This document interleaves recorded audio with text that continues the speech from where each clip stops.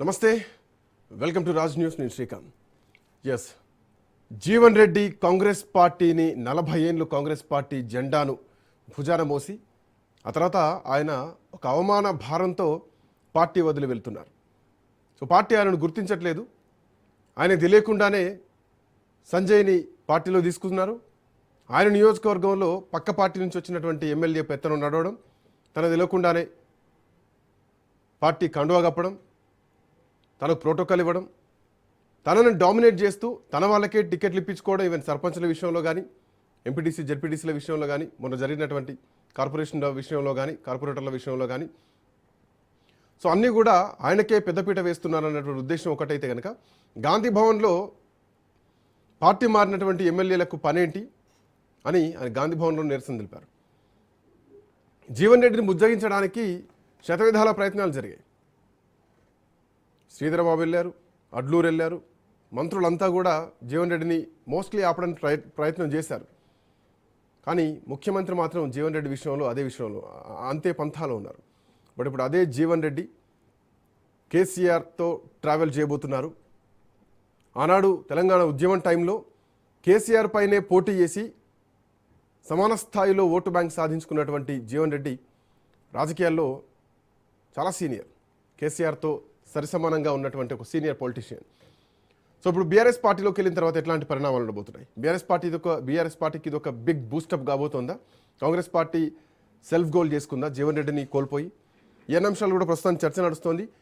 ఇప్పటికే జీవన్ రెడ్డి కేసీఆర్ని కలవడం జరిగింది ఫామ్ హౌస్లో.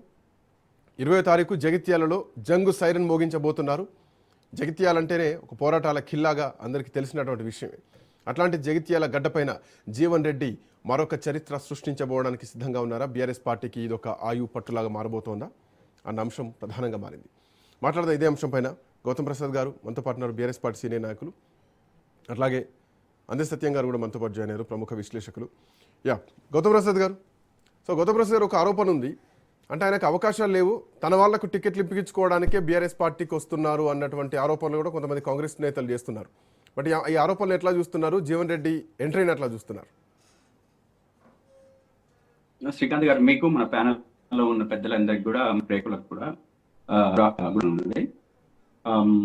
ఈరోజు అంటే అనేక ఆటుపోట్ల మధ్య, అనేక అవమానాల మధ్య, అనేక సమస్యల మధ్య కాంగ్రెస్ పార్టీలో అత్యంత అవమానకరంగా ఉన్న జీవన్ రెడ్డి గారు అంటే ఇంటర్నల్ గా అనేక రకాలుగా పోరాటం చేసి చేసి చేసి విసిగెత్తి ఇక ఈ పార్టీలో ఉండడం సాధ్యం కాదు, ఇక ఈ పార్టీని క్విట్ చేయాల్సిందే అని చెప్పేసి క్విట్ అయిన పరిస్థితి. ఆ తర్వాత కేసీఆర్ గారు కలిసిన సందర్భం. అంటే ఇంటర్నల్ గా అక్కడ పార్టీలో ఎంత పోరాటం చేయాలి, తన వాళ్ళని తనను రక్షించుకోవడం కోసం ఎంత ప్రయత్నం చేయాలో అంత ప్రయత్నం చేసి ఇక సాధ్యం కాదు ఇక్కడ అని చెప్పేసి అనుకున్న తర్వాత అవమానాలు, దానికి తోడు తనకు అక్కడ గౌరవం లేకపోవడం, పైగా అవమానించడం. గౌరవం లేకపోవడం ఒకటైతే, అవమానించబడడం కూడా ఒకటి పెద్ద సమస్యగా జీవన్ రెడ్డి గారికి మారడం కూడా మనం చూసాం. అయితే జీవన్ రెడ్డి లాంటి ఒక మంచి మనిషి, అంటే నిజాయితీ పరుడుగా, తనకెక్కడా కూడా అవినీతి మరకలు కానీ లేకపోతే ఇంకోటి కానీ ఎక్కడ కనపడ్డట్టుగా కూడా దాఖలాలు లేవు. ఈ రోజు సాదా సీదా మనిషి, అంటే పాత కాంగ్రెస్ లో పాత కాంగ్రెస్ గా ఉన్న వాళ్ళు చాలా మటుకు, సరే కొద్ది మంది కరప్టెడ్ కూడా ఉండిండొచ్చు, కానీ కొద్ది మందిలో, అతి కొద్ది మందిలో జీవన్ రెడ్డి లాంటి, చిన్నారెడ్డి లాంటి కొంతమంది ఉన్నారు నిజాయితీగా. అంటే ఏదైతే గాంధీ సిద్ధాంతాలకు తగ్గట్టుగా, గాంధీ సిద్ధాంతాలకు అనుకూలంగా ఆ గాంధేయవాదంతో పనిచేస్తూ ముందుకెళ్లి ప్రజల కోసమే పనిచేయాలనే ఒక దృక్పథంతో ముందుకెళ్ళిన వాళ్ళు, వాళ్ళలో ఒక జీవన్ రెడ్డి గారు కూడా ఉన్నారు. అయితే మీరు ఇందాక అన్నట్టు తన అనుయాయులకు కావచ్చు, తనకు కావచ్చు, అక్కడ స్థానమే లేనప్పుడు, తనకు కావాల్సిన వాళ్ళని నిలబెట్టుకోలేనప్పుడు నేను ఇక్కడ ఎందుకు ఉండాలి అనే ప్రశ్న కూడా తనకు సహజంగా రావడం అనేది ప్రతి ఒక్క నాయకుడికి వస్తుంది. అది కూడా సహజంగానే జీవన్ రెడ్డి గారికి కూడా వచ్చి ఉంటది.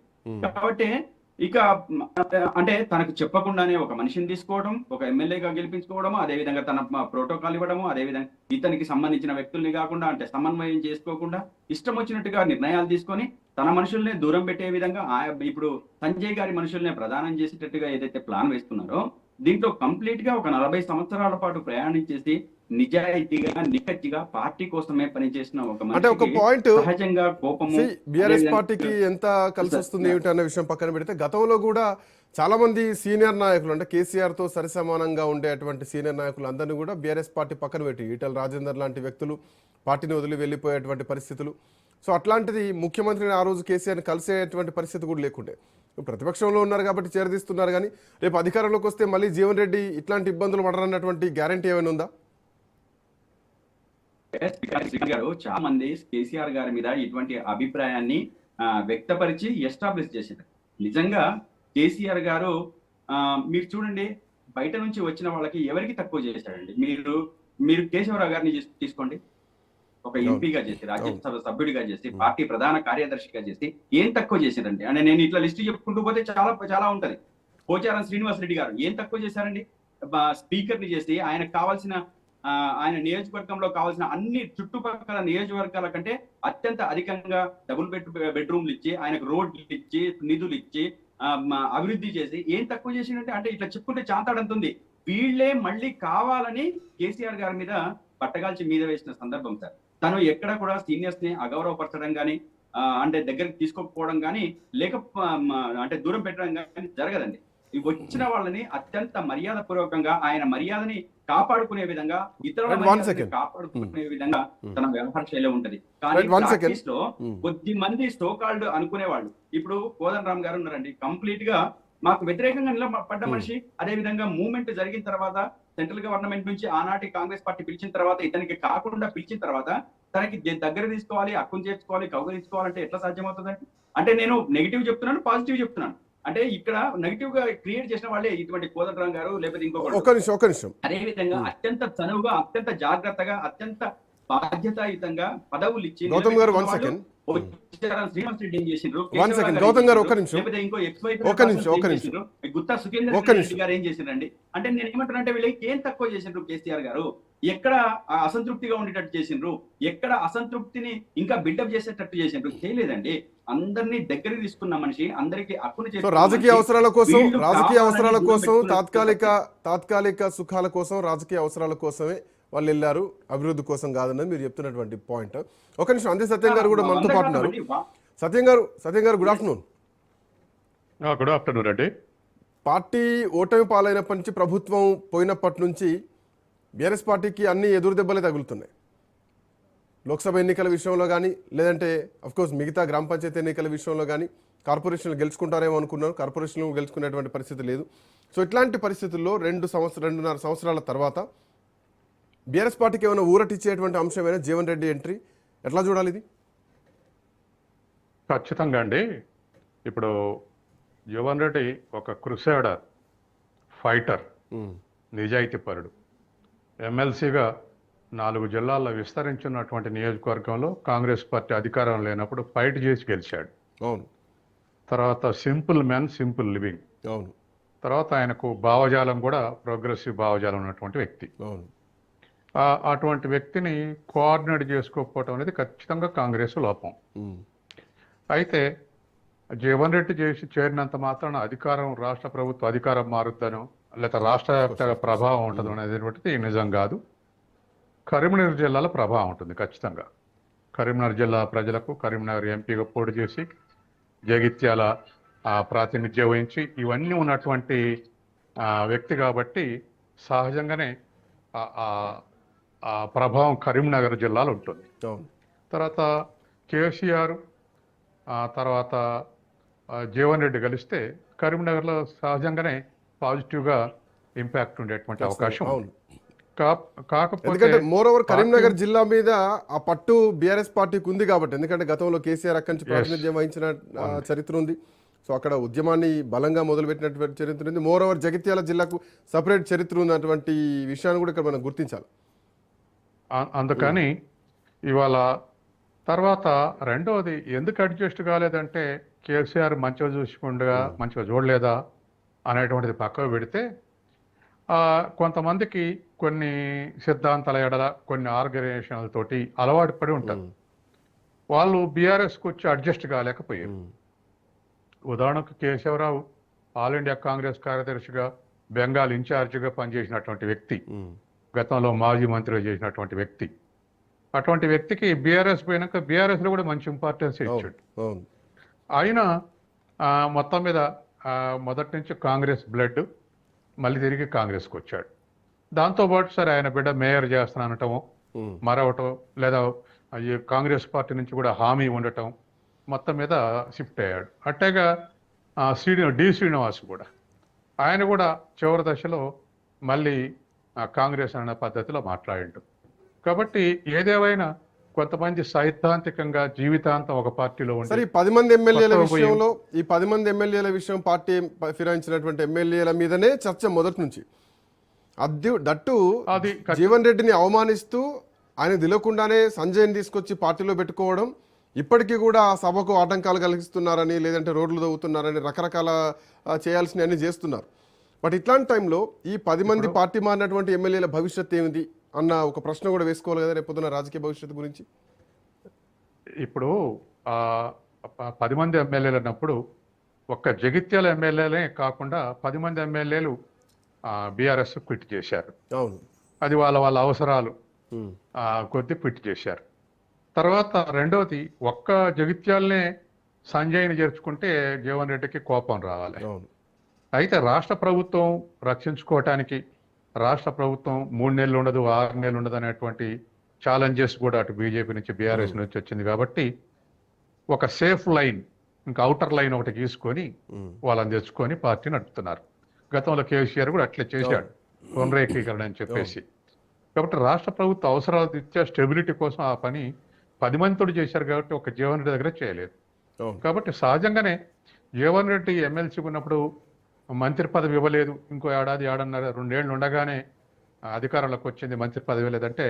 మంత్రి పదవులు రెడ్డిలకే ఇప్పటికే 4 ఉన్నారు. మరి జీవన్ రెడ్డి తీసుకుంటే 5 అవుతారు.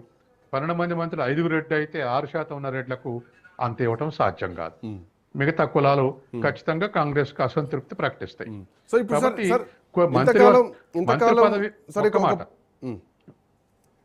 మంత్రి పదవి ఇవ్వటానికి కొన్ని పరిమితులు ఉన్నాయి. తర్వాత ఎమ్మెల్యే కూడా టికెట్ ఇచ్చారు. మళ్ళీ ఎమ్మెల్సీ అయిపోయినాక ఓడిపోయాడు ఎమ్మెల్యేగా. కాబట్టి బహుశా రేవంత్ రెడ్డి ఒక మాట అన్నాడు, ముందైతే మనం చెప్పలేం కానీ ఇప్పుడు ఒక మాట అన్నాడు. పిసిసి అధ్యక్షుడి కోసం తను కూడా పోటీ పడ్డాడు. ఆ వెంజన్స్ తోటే నా మీద స్టేట్మెంట్లు ఇస్తున్నాడని చెప్పేసి ఇద్దరం ఒకేసారి పిసిసి అధ్యక్షులకు పోటీ పడ్డాం. తను పిసిసి అధ్యక్షుడు కాలేకపోయినందుకు నా మీద వెంజన్స్ పెంచుకొని విమర్శలు చేస్తున్నాడని రేవంత్ రెడ్డి అన్నాడు. కాబట్టి అట్లా వెంజన్స్ లోపాయకారిగా ఉండి ఉంటే అది కూడా ఇవాళ జీవన్ రెడ్డిని సమన్వయం చేసుకోవటానికి అడ్డం వచ్చిందా, లేదా రేవంత్ రెడ్డి ఉన్నంత కాలం నాకు ఇంపార్టెన్స్ రాదు అనేటువంటి ఉద్దేశం. ఇది ఒక జీవన్ రెడ్డి విషయంలోనే కాకుండా చాలా మంది కాంగ్రెస్ సీనియర్ నాయకుల విషయంలో కూడా బయటకు వచ్చింది సార్. ఎందుకంటే మొన్న గతంలో భట్టి విక్రమార్క కూడా మేము వైఎస్ రాజశేఖర రెడ్డి ఫాలోవర్స్ కాబట్టి మా మీద అన్నారు, అంతకుముందు కోమటిరెడ్డి విషయంలో ఇట్లాగ వచ్చాయి. So Revanth Reddy versus YSR followers లాంటి ఈక్వేషన్స్ ఏమైనా కాంగ్రెస్ పార్టీలో కనిపిస్తున్నాయా? సో ప్రస్తుతానికి బయటపడలేకపోయినా కానీ ఇప్పుడు అన్ని పార్టీలు అసంతృప్తి ఉంటాయి. కాంగ్రెస్లో ఇంకొంత లిబరల్గా ఉంటాయి గ్రూపులు, అది మనందరికీ తెలిసినటువంటి విషయమే. రెండో విషయం, పాత నాయకులు ఎంతమంది ఉన్నా కాంగ్రెస్ ఓటింగ్ 20%కే పరిమితమైంది. అవును, రేవంత్ రెడ్డి వచ్చిన తర్వాతనే కేసీఆర్కు వ్యతిరేకంగా రేవంత్ రెడ్డి బండి సంజయ్ ఫైట్ చేస్తున్నటువంటి క్రమంలో బండి సంజయ్ని మార్చేయటంతో కేసీఆర్ లేదా బీఆర్ఎస్ వ్యతిరేకత కాంగ్రెస్ వైపు, రేవంత్ రెడ్డి వైపు మళ్ళింది. కాబట్టి ఆ మేరకు కాంగ్రెస్ అధికారంలో తీసుకురావటం అనేటువంటిది ఒక క్రెడిబిలిటీ అయితే రేవంత్ రెడ్డికి. రెండవది, పిసిసి అధ్యక్షుడు అయిన తర్వాత క్రౌడ్ పుల్లర్ గా మారాడు. అంటే కాంగ్రెస్ నుంచి ఒకప్పుడు వైఎస్ రాజశేఖర రెడ్డి ఉన్నాడు, ఆ తర్వాత మాస్ లీడర్గా ఎమర్జ్ కాలేదు ఎవరు. ఆల్ ఇండియా కమిటీతో సన్నిహితంగా ఉండొచ్చు, లేదా పెద్ద పదవులు నిర్వహించవచ్చు, కానీ మాస్ లీడర్గా ఎవాల్వ్ కాలేదు. రేవంత్ రెడ్డి అయ్యిండు. కాబట్టి సహజంగానే రేవంత్ రెడ్డి ముఖ్యమంత్రి అయ్యిండు. అది గమనించినటువంటి రాహుల్ గాంధీ, ఖర్గే ముఖ్యమంత్రిని చేశారు. కాబట్టి సహజంగానే నియరెస్ట్ రైవల్స్ వీళ్ళు ఉన్నంత కాలం మనకు అవకాశాలు రావు. రేపు మళ్ళీ రాబోయే ఎలక్షన్లో బండి సంజయ్కి టికెట్ ఇస్తే నాకు ఇవ్వకపోవచ్చు అని అనేకమైనటువంటి కాంపోనెంట్స్ ఉన్నాయి ఇందులో. కాబట్టి సహజంగానే జీవన్ రెడ్డి పార్టీని క్విట్ చేయడం అనేది ఈ అన్ని విషయాలు కూడా మనం కన్సిడర్ తీసుకోవాలి. రైట్. ఎనీవే థ్యాంక్ యూ సత్యం గారు, థ్యాంక్ యూ గౌతమ్ ప్రసాద్ గారు. సో మొత్తానికి జీవన్ రెడ్డి ప్రయాణం ఒక నవజీవన్గా ఎట్లా ఉండబోతోంది బీఆర్ఎస్ పార్టీలో. సో ఒక సీనియర్ 40 ఏళ్ల కాంగ్రెస్ పార్టీ సీనియర్ నాయకుడు పార్టీని వదిలేసి అధికారంలో ఉన్నటువంటి పార్టీని వదిలేయడం జరిగింది. అంటే పార్టీ తనను కాపాడుకోలేకపోయిందనేది మాత్రం స్పష్టంగా అర్థమైంది. 10 మంది ఎమ్మెల్యేల విషయంలో, పార్టీ మారినటువంటి ఎమ్మెల్యేల విషయంలో మొట్టమొదటిసారి జగిత్యాల నుంచి జీవన్ రెడ్డి బీఆర్ఎస్ పార్టీ గూటికి చేరబోతున్నారు. ఎల్లుండి 20వ తేదీ రోజు ప్రజాశీర్వాద సభలో కేసీఆర్ ఆధ్వర్యంలో ఆయన సభలో మాట్లాడబోతున్నారు. కేసీఆర్ ఏం మాట్లాడబోతున్నారు, జీవన్ రెడ్డి ఏం మాట్లాడబోతున్నారు అనేది మాత్రం ఒక ఉత్కంఠ కనిపిస్తోంది. అదే రోజు ముఖ్యమంత్రి రేవంత్ రెడ్డి మేడిగడ్డ టూర్ కూడా నడుస్తుంది. చూడాలి, పోటాపోటీ అయితే వాతావరణం, పొలిటికల్ వాతావరణం కనిపిస్తుంది. That's all for now. Next updates continue అయితే కీప్ వాచింగ్.